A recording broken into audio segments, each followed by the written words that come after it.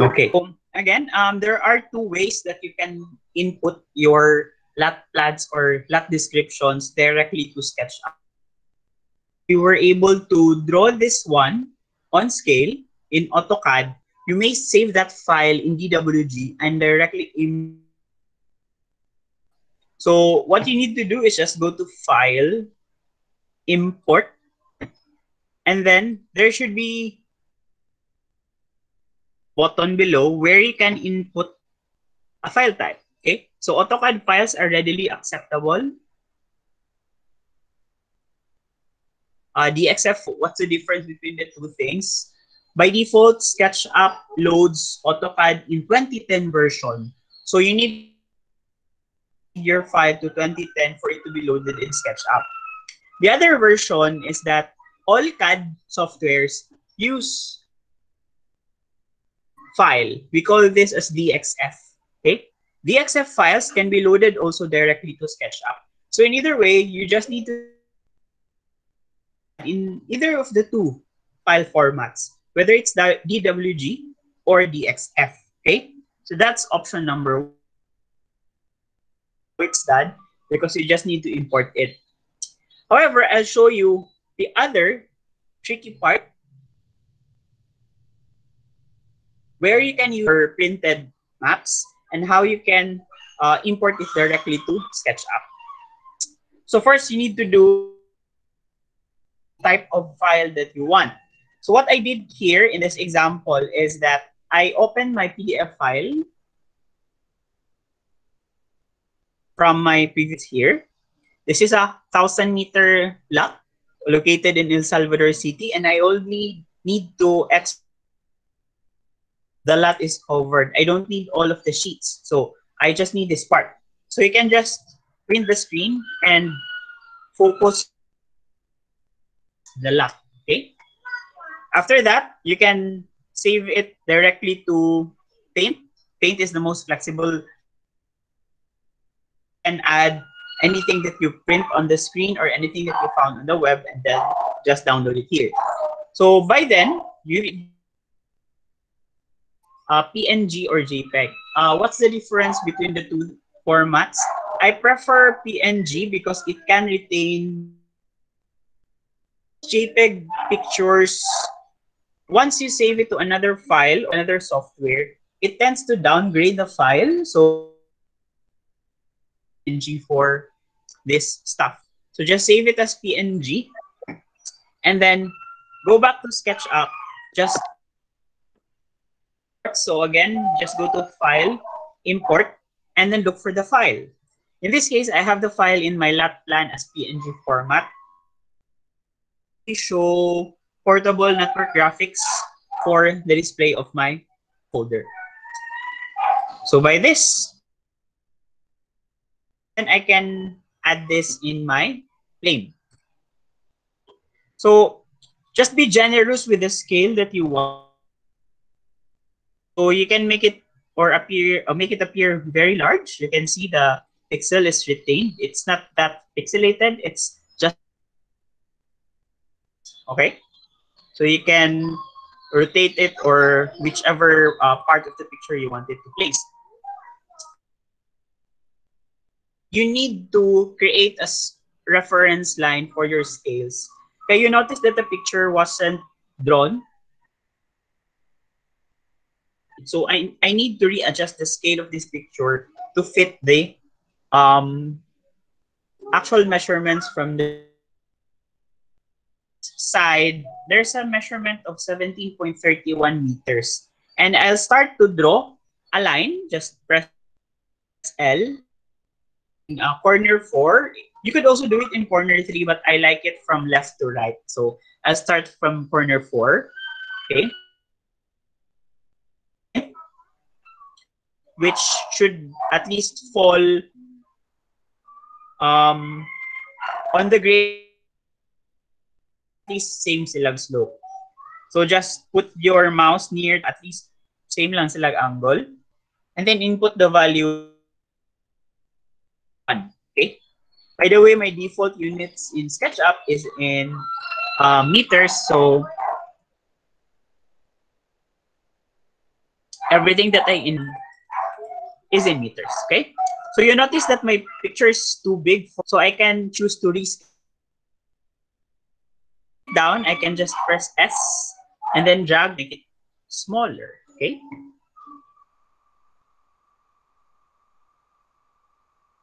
And then move it back as my reference. So from this corner, from point 4, I'll try to move it near my line. And so I have a line that's similar. So just continue with the scaling. This takes some experience to scale it. Some benefits after, okay, you may be able to draw an old picture, okay, or okay. So just a little bit more until we reach a desirable fit, the image and also the line. So it seems that they are in the right fit. So I'll try to close a lot for my drawing. So I'm just trying to close the figure now. And 1,000 square meters. You can check, you can select that area. And then you determine the area by selection. So it's at 989.18 square meters, roughly 1,000 square meters. I only need 200 square meters for my lot. Okay. So what do I need this part for? Okay. I need this one as reference for my drawings. My house needs to be located within. So now that I have that lot there, I can actually erase the imported image. I have this now.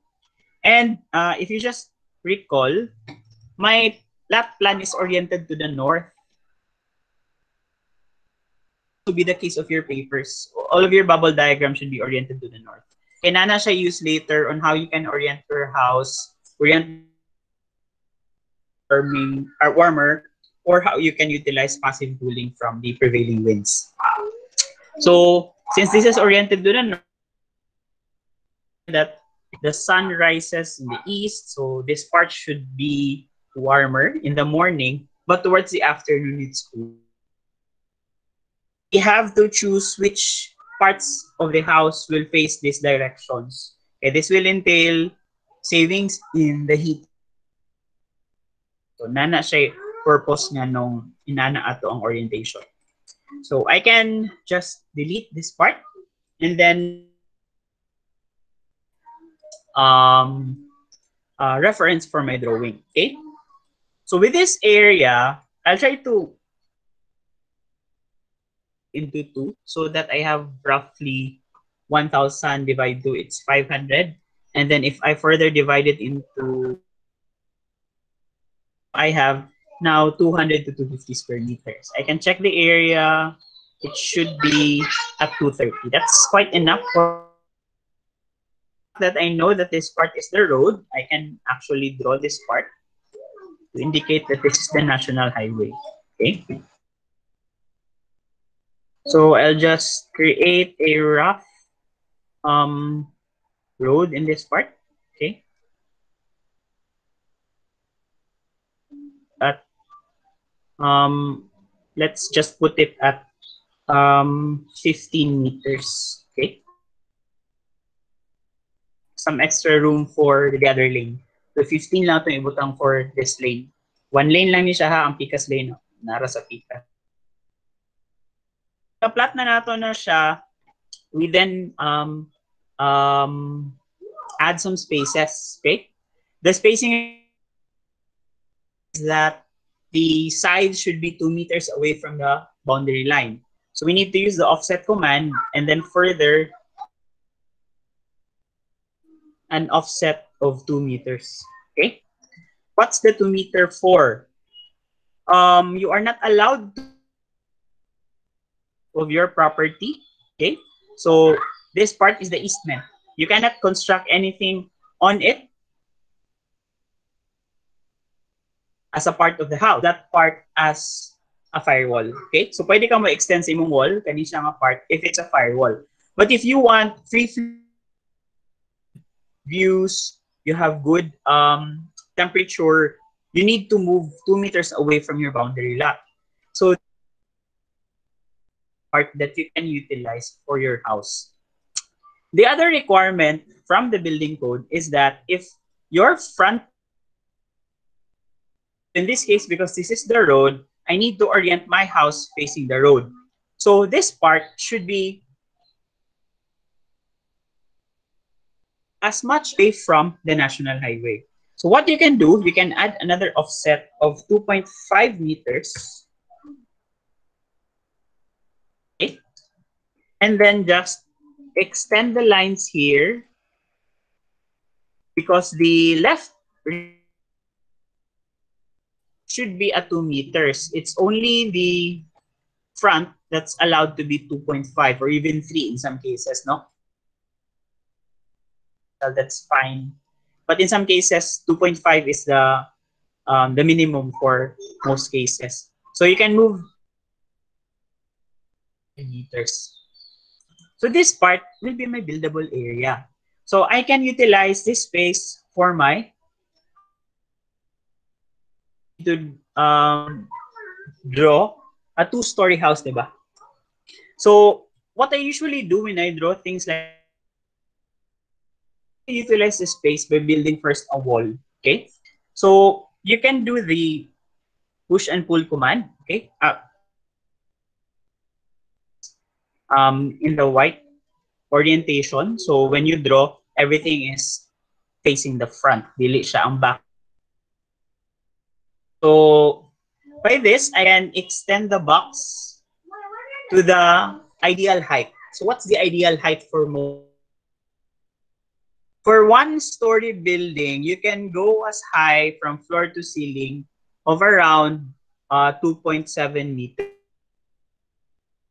Building, the first floor can go as low as 2.4, and then my upper floors can go as high as 2.7. No? The 5.1 is just the spacing from my floor to the ceiling, and it doesn't include the height and also the thickness of my beams and the floor. So what I usually do is just I increase the height. But take note that the minimum of that should be 5.1. Okay? So inani ang height sa building for a 2-story house. So I have now some limitations nga. Okay, this part will be my frontage and I will have this maximum space. On this part, I have this space for my left side elevation, my rear, and then my right side. Idea nga, adiri rataman day sila. Okay? Next is, because this is facing north,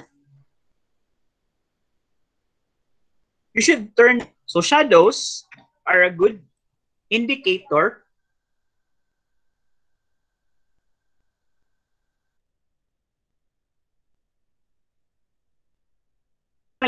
warm by the start of April, di ba? It's a dry season at April, and then we want to monitor the highest peak at noon. So you can bars here indicating it at April and noon, and then try to turn on the shadow. Kung ako matanaw ani, this is quite good. Why? My front of the house is covered by a shadow. Room here at 12 noon, kung matulog ko, I don't need to turn on an air conditioning system. Why? Because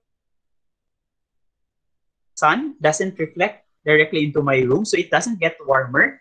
And second, because this is facing north, at this time of the month, actually push the cool winds directly into my frontage. So this house will be cooler, okay? Except for some areas. On some with exemption. You notice ang likod, it's not good place a room in these two walls. Okay? Directly. One option for you, if you really want to build a room here, is to introduce air conditioning. Introduce some architectural concepts to better cover or put shadows into your building. So, saan man na siya? With your face, kanisa ako ang cube dere, and with that side, I can try to extend a certain part of the wall, how the shadows play around in this face. So, what I do first is add an offset. Okay. And then, try to pull it a little bit. Ang allowed lang sa high as, because it's 1.5 from the wall, you can only move it to 0.5.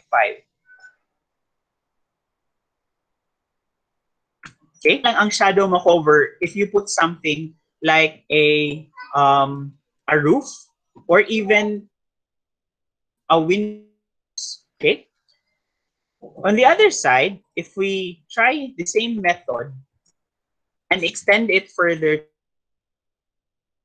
so you see, inani lang nga parts ang ma-cover. So the first floor bedrooms will be warmer, but the second relatively cooler. Okay? And you don't need to put up windows that are covered with a up ba na siya nga type nga curtain nga para gid dili mo sulod ang kainit. So para di kay ka magastuhan sa imuha kana design. So this will guide you if this part, can I have a room or a bedroom? Okay, generally bedrooms need the sun is up at 12 noon. Okay, it's the warmest point and time within a day. For you is that we rarely put bedrooms at the back because they're facing away from the wind flow. Notice that it's facing north daan. This is my north, okay?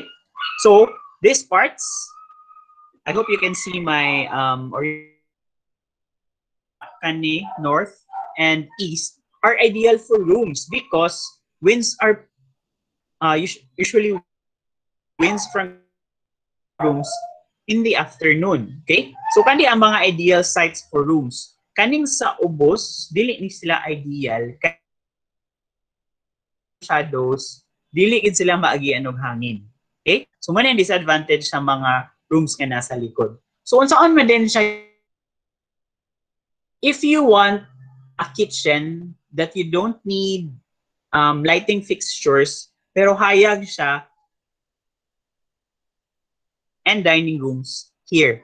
Okay? Nga naman sab. Naturally, the heat of the sun can kill off viruses and man siya. So, ang kitchen man sab, you use it for cooking at 12, at 9 in the morning or in the evening. So, and imong living rooms, kay para kung giinitan na kasi imong main nga bedroom,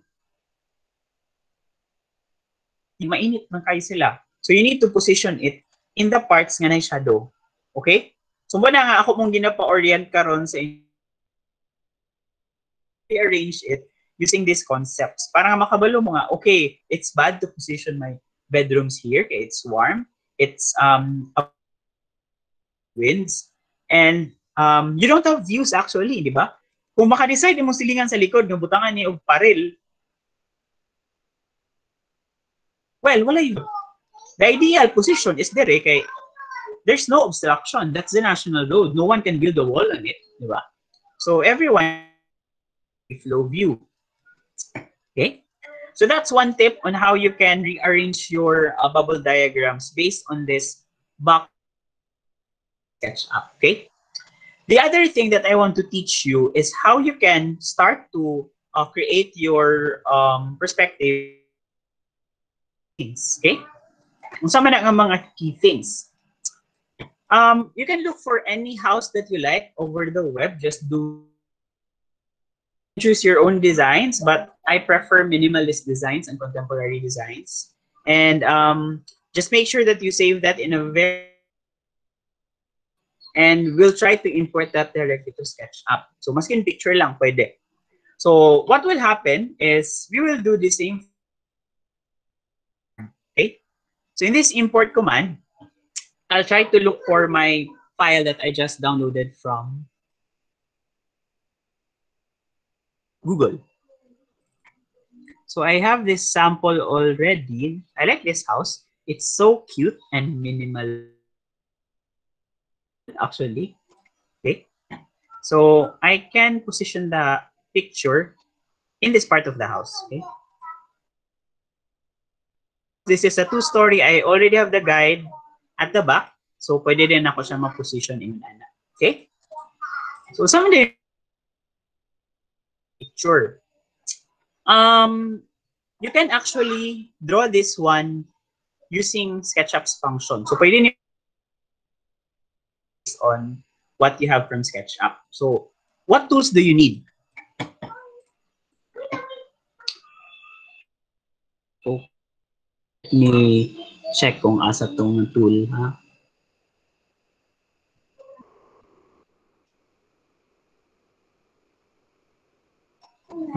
Kasi na-open na ako.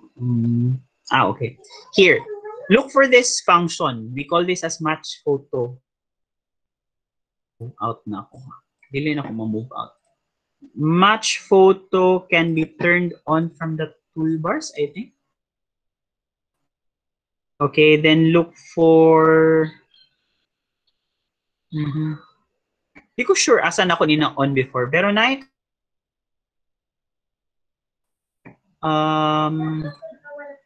ba kanisa?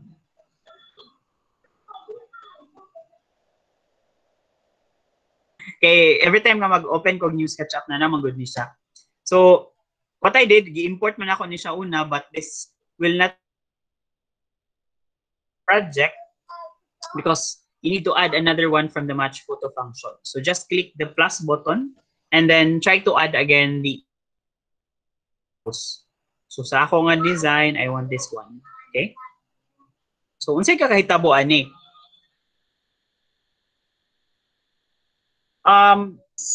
So mura ni mo i-fake ang photo nga imong ginakopya ang iyang axis para makadraw ka sa iyang mga dimension. This part, makita man ninyo no ang kaning image how the vanishing point of views are changed as I move the cursors. Kita lang ka og one side sa house that you can position your axis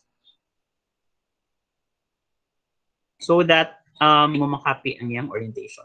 So you see kani naadili akong origin, I want to move it here. Sa ako ang axis. Okay? So I'll try this part. This is my left. So I'll try that.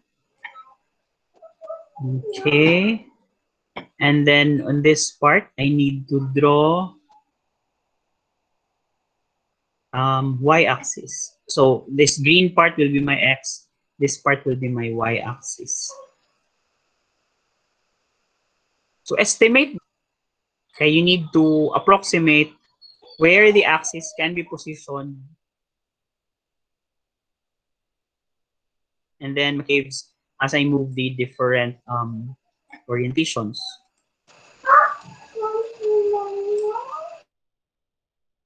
Okay, let's try this one.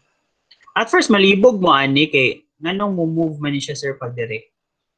You need to look for the direct. This is actually a review of your drawing, no?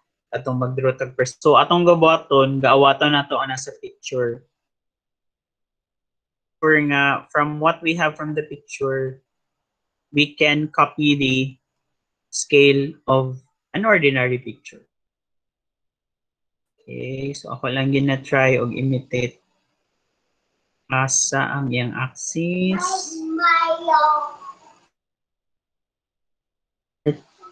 And then that part. Sige daw, let's try that one kung pwede. Oh. Let me move na lang sa this part here.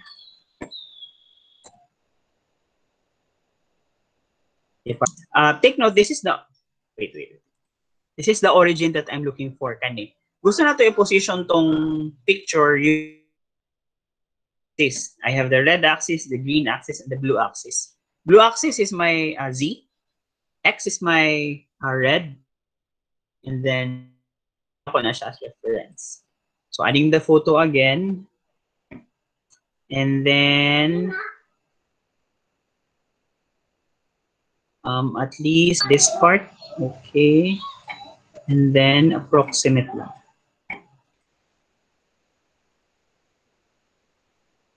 You can use any part na planar para na amoy guide. And then, sa may pwede ba? Pwede siguro siya. And then, oops. And then I'll try this part. And then at least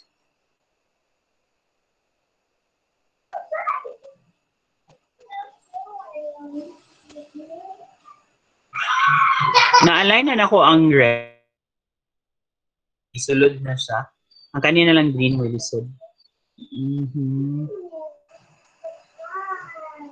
Ang blue would ako lang siyang i-try.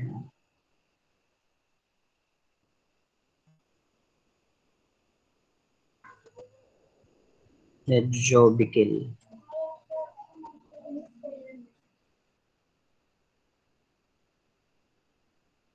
This part. I want to get mga doon ta kaning corner sa house, but ang yan green axis nasa kaninga side, so akong gadakpon kung asa siya mo. Isa. Greens.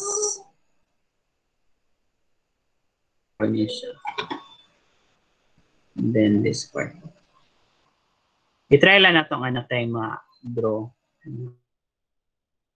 Try this one. Okay. So, pag na approximately align na ninyo, kani siya, dili man gini siya perfectly aligned, the parts of the house para makopy ninyo. So, I want this part sa wall. So, pwede na ko i-draw ang paninga part sa wall. Na, nawala.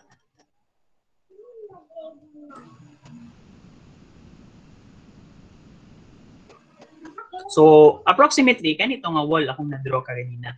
Okay? So, let's try to go back. Wait. Nawala akong alignment. Let's try it again. Wala na ako dapat to move. If gamiton maganin inyo ni nga tool, kinahanglan mangita mo picture. Naka-picture sa angle sa isa ka side. So, na ko yung wall.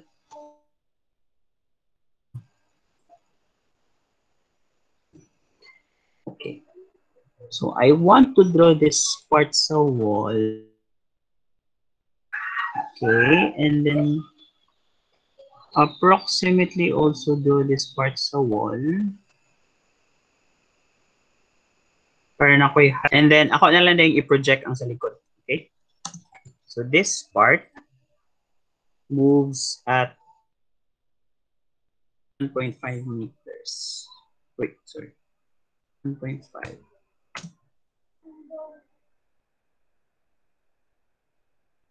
Okay, ako na-copy from that picture. And then let's reverse the face. And then let's try to at meters. So this one, okay?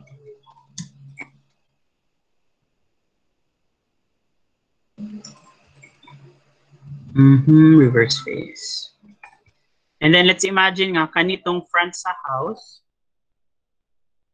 Can also open a picture of that para na for guide.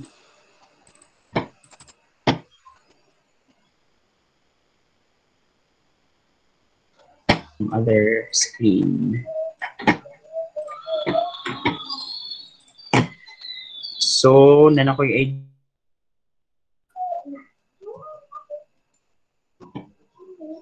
behaves like this. Okay. Estimate lang sa sayahang edge.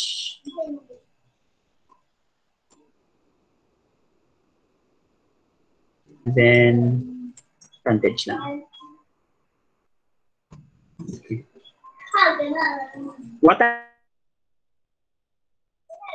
as a separate entity sa akong walls para maka-orient ko sa ako ang estimate na roof. So, akong i-move. So, this is the original. I want to copy this roof and estimate lang ta sa roof kay wala mo tayo actual na measurement. I can rotate this one. Okay.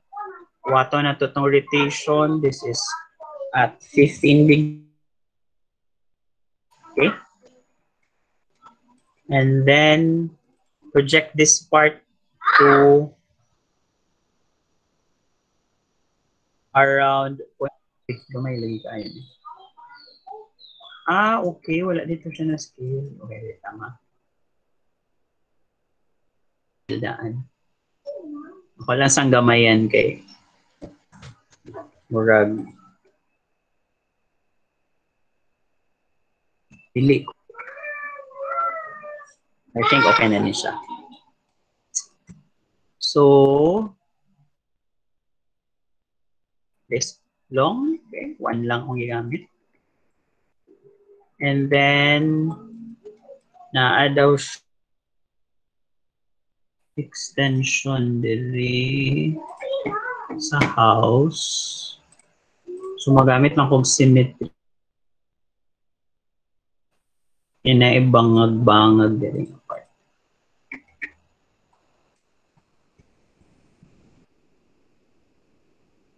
Okay, until this part. And then, here, midway. Okay. So, pag inana ka tool, approximately, pwede ninyo makuha. Okay.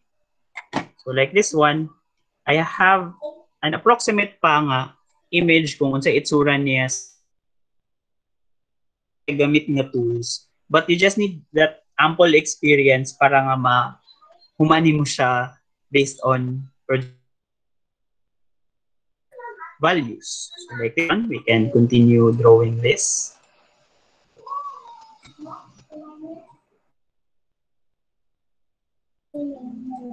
Okay. This is at 7 meters. Okay. Okay.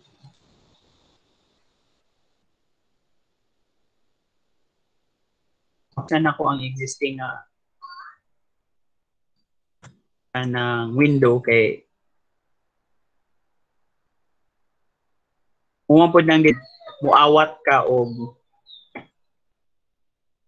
drawing kay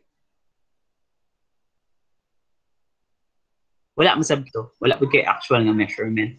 So what I'm doing is doing some approximates and improvising on what I have.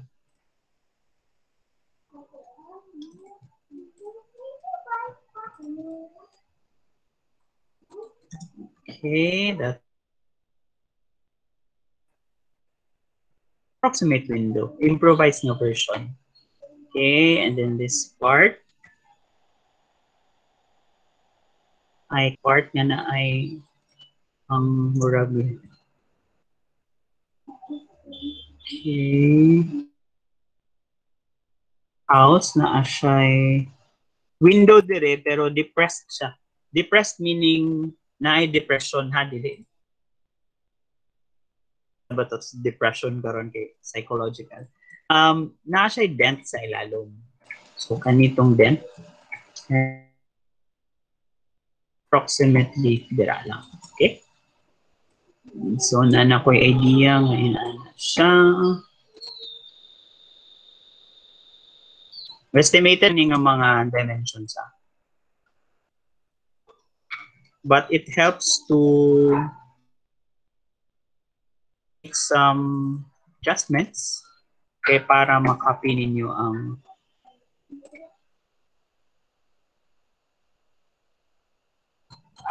any drawing inyong gusto. Ilang ulit ito at ang movement. I think this is enough. Okay. Dahil on this part, let's just project na atay. Okay. Project lang. Reverse space. Okay. Tapos na-add out ko iyang wall dira. Project. Okay. Okay. Tapos diri down as saka dito. So wala yung nakatsada sa SketchUp, no? Kay flexible ka sa imuhang tools na pangganito. Pwede ra bana-bana. Pwede ra sa in actual measurements.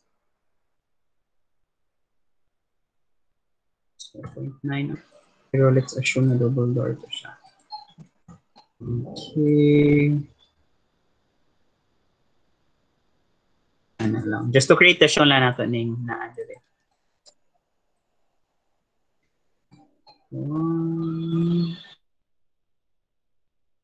Double door.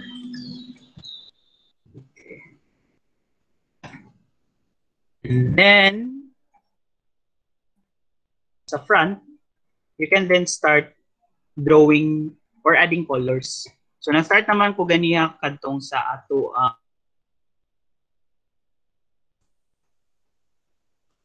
atong window, ako lang i-transparent. Okay. Dili ba transparent? But I can choose to make some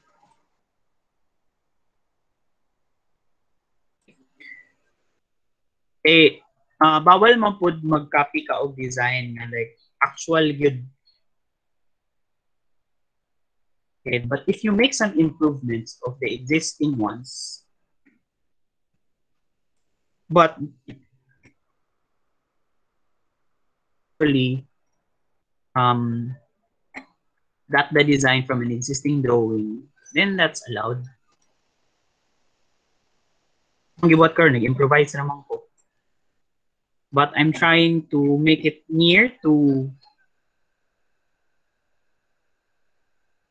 the actual design.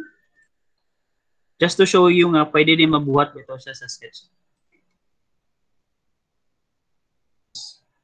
Di man tanan na ito mabuhat.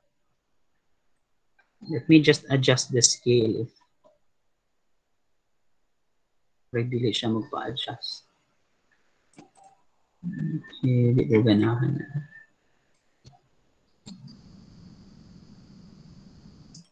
And then, adjust lang na ito konti para maka-adjust. Height ani should be 2.72. Good. That's more than enough. 44. That's allowed.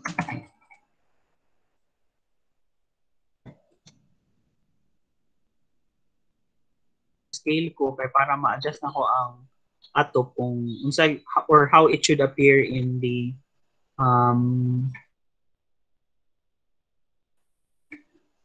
how it should appear when finished, no? So approximate lang yun na. And then thickness, no? Sige, let's draw the thickness and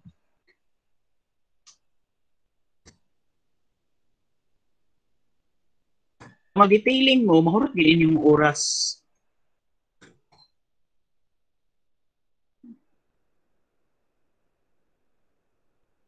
And 3. And nani man po ang dapat ninyo buhaton with your free time.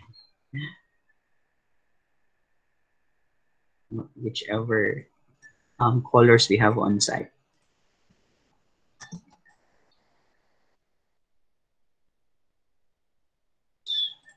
I need my shadows. Shadows.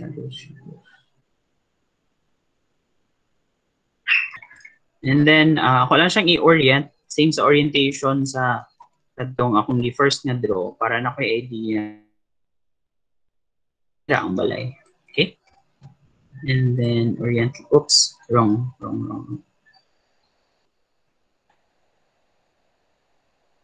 Frontage. Wait. Kung din ako na click on that.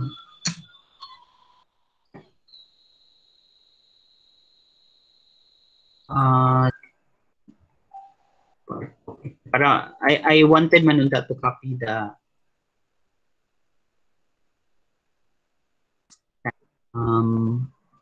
copy this kanang axis ba kung asa siya nabilong.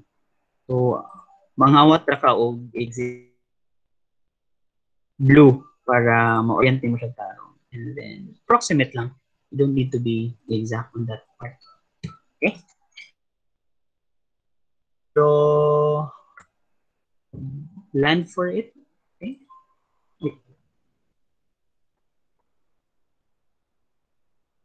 Kani siya, di mo yun siya plain ba? Okay.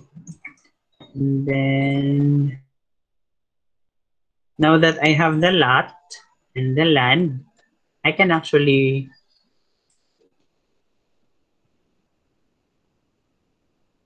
find nga balay, no?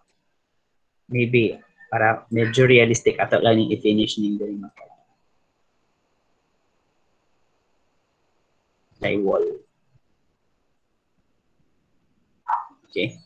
Pag ma-draw na mo ang frontage sa balay, you can actually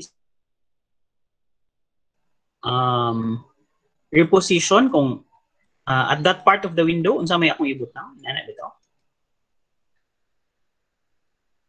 Baka ha, or unsa nga part sa balay yung ipa-face. Okay? So roughly, that's how I model house. Okay? Any questions from the class?